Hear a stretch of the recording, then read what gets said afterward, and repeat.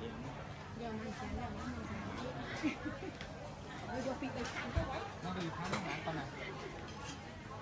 cái này mà nè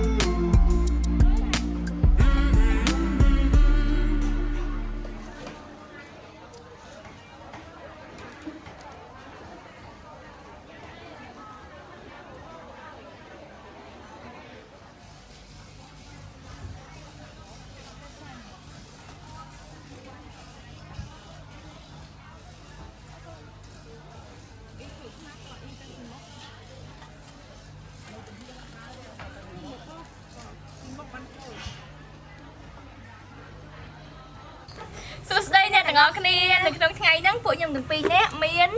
ស្លឹកត្រចៀកឈូកអណ្ដាតឈូកហើយនឹងកាពះឈូកយើងយកទាំងអស់ហ្នឹងយកមកអាំងញ៉ាំណាយើងប្រើជាមួយនឹងទឹកទៅហ៊ូពេលយើងញ៉ាំនេះមានទៅហ៊ូទឹកដោះគោឆៅម្ទេសហុយសម្រាប់ធ្វើទឹកទៅហ៊ូហើយនឹងសាច់ហ្នឹងទៅហើយបន្លែរបស់យើងមានស្នៀតពោតការ៉ុតត្រសក់ហើយមកកញ្ឆែងនេះដែរជាគ្រឿងសម្រាប់យកទៅស្ងោរមានគល់សក្រីរំដេងស្លឹកក្រូចសើចម្ទេសទុំខ្ទឹមសនិងក្រូចឆ្មាតោះឥឡូវចាប់ផ្ដើមធ្វើទាំងអស់គ្នាទៀតយើងប្រើអំបិលដើម្បីលាងសម្អាតវាឲ្យស្អាតមក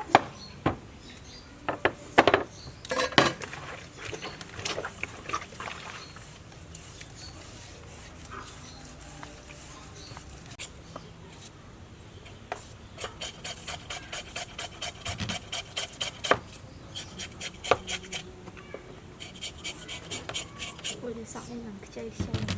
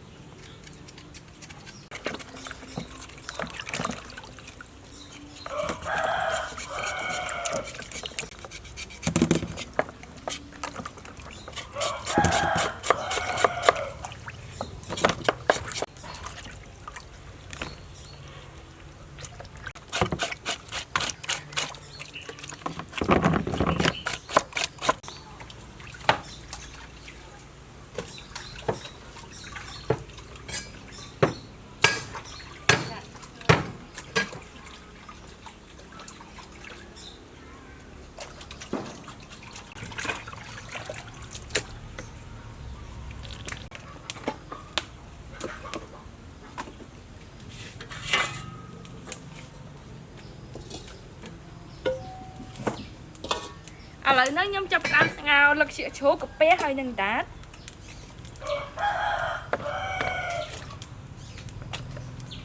ខ្ញុំដាក់គល់ល្ខៃដែងខ្ទឹមសហើយនឹងលឹកក្រូចសើច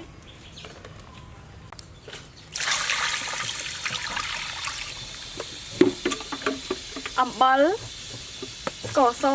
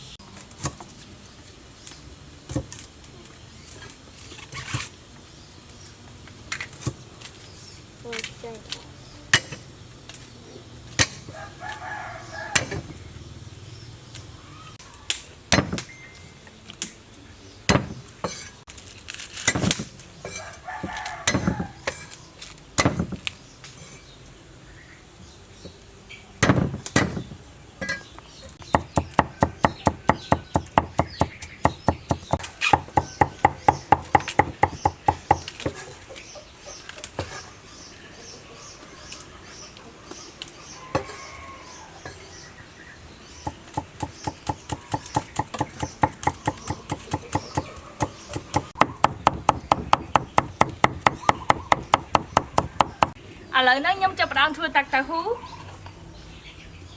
នេះយកតៅហ៊ូយើងយកដុំមកយកតាក់គេ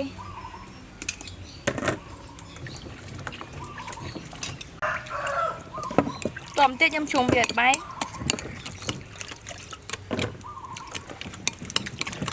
ដាក់បង្គាចូលប៉ុន្តែខ្ញុំយកទៅអាគ្រាប់ពណ៌លឿងឯងខ្ទឹមសហើយនឹងម្ទេសទុំ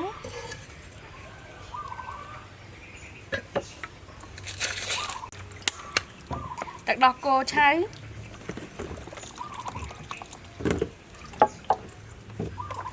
ម្សៅស៊ុបទឹកក្រូចឆ្មា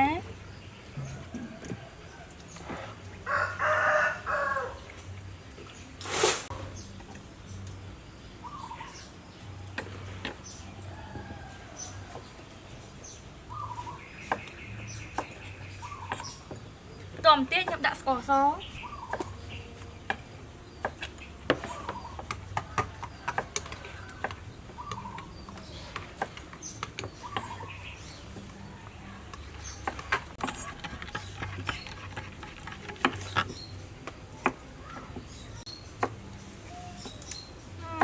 ជូរអែមហឹរល្មមឆ្ងាញ់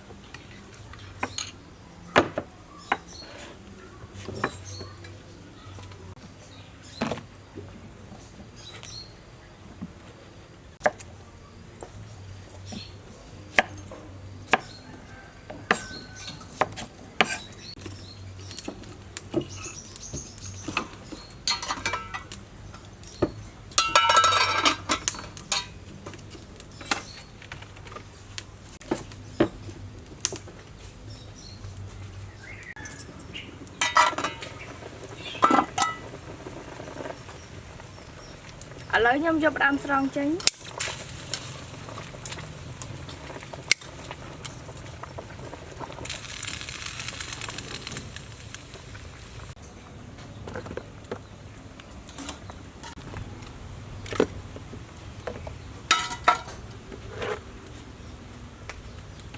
ឥឡូវនេះខ្ញុំចាប់ផ្ដើមហាន់វាអូយ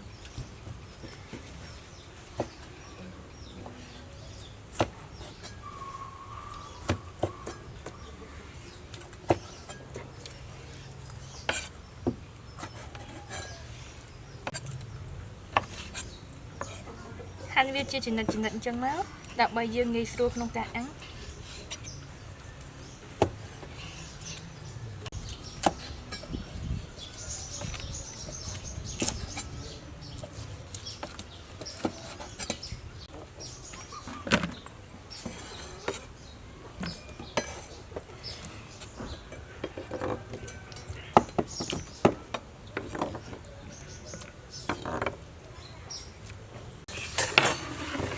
ឥឡូវហ្នឹងខ្ញុំចាប់ផ្ដើមប្រឡាក់គ្រឿង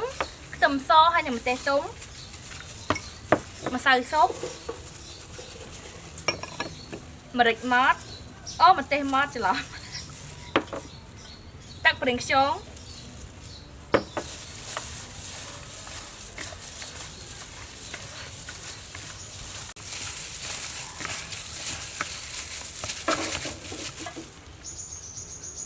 ឥឡូវហ្នឹងខ្ញុំចាប់ផ្ដើមអាំង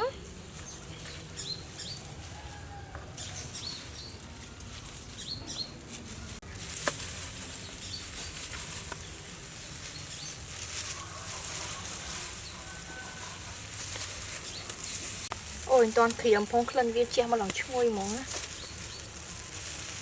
ទាំងអាំងផ្លែទៀនហ្នឹង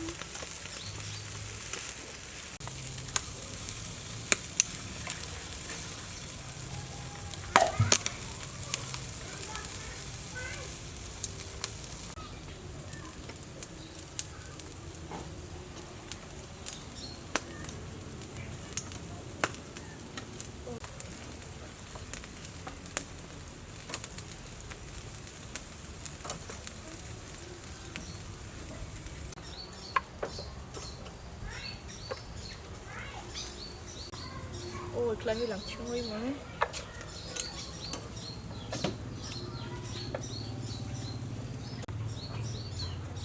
អូយក្លិន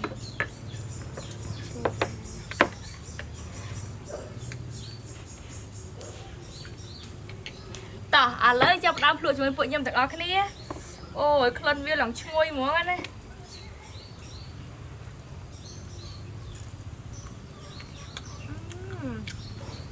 ត្រូវជាតិមក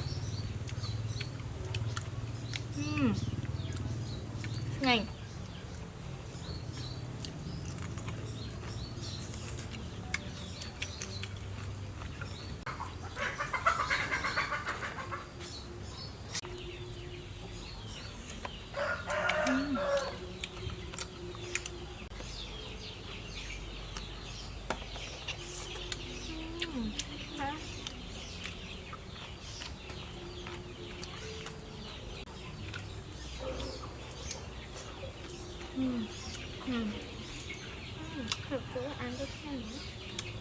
ដាក់ក្រត់មកតែបើយើងដល់ឆ្ងាញ់មកណាដល់ផ្អែម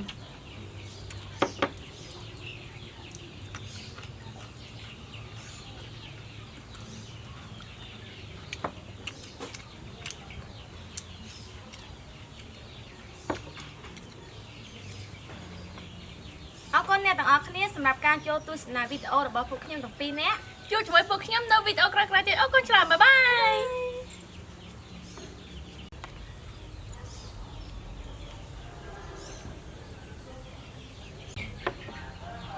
អរគុណអ្នកទាំងអស់គ្នាសម្រាប់ការចូលទស្សនាវីដេអូរបស់ពួកខ្ញុំទាំងពីរនាក់ហើយជួបជាមួយពួកខ្ញុំនៅវីដេអូក្រោយៗទៀតអរគុណច្រើនបាយបាយ